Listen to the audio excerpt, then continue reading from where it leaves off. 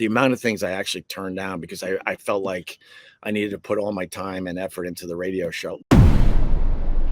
There's videos I forgot all about for real. And I'm like, oh my God. So I came across the time that Jay Mohr invited me out to LA to be on his Mohr Sports. And I got to do a bit. He said, you'd be perfect for this. And I played the WNBA stalker. And I remember a little insight on this. I remember going out to LA and I had to hang out with the writers and they were giving me ideas for this bit. And I did a few things that were off script that they ended up keeping in the damn thing. And one of them was reaching for a tissue and sneezing like I'm just a lame ass with bad allergies, whatever. But I remember the writers, they were looking at me like, why do we have to deal with Jay Mohr's, friend? He hasn't really done much in TV and now we got to write for this guy. They were really mad. They were not happy that Jay Mohr chose me for this particular bit because, they felt like they wrote a decent bit.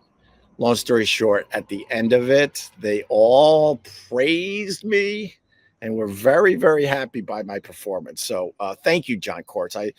I came across that and I just posted it on my Facebook page, my YouTube page. It's also on my TikTok and Instagram, which is also Opieradio. That was so much fun.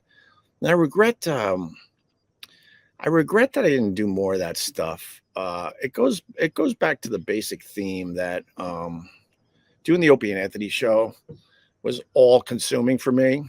It took up all of my time. I didn't really have much of a private life.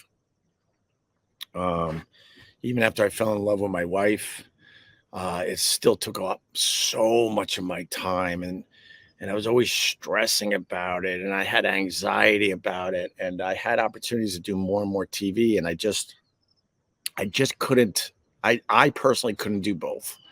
And so every once in a while I would jump off and get to do something. But the amount of things I actually turned down because I felt like I needed to put all my time and effort into the radio show. Look, all I could do is tell you, honestly what was going on in my head.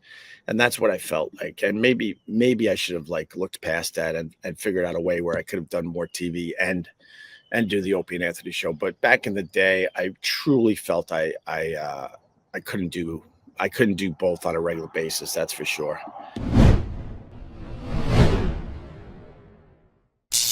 Today we salute you, Mr. WNBA Stalker. Mr. WNBA Stalker. Without you, women's basketball would just be women's basketball.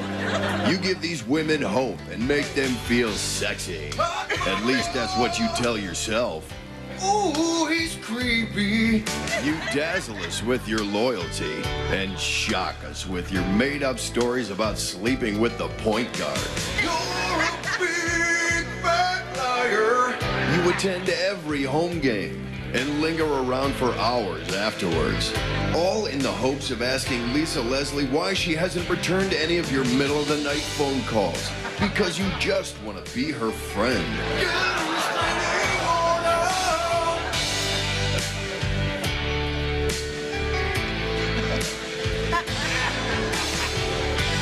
Mohr Sports salutes you.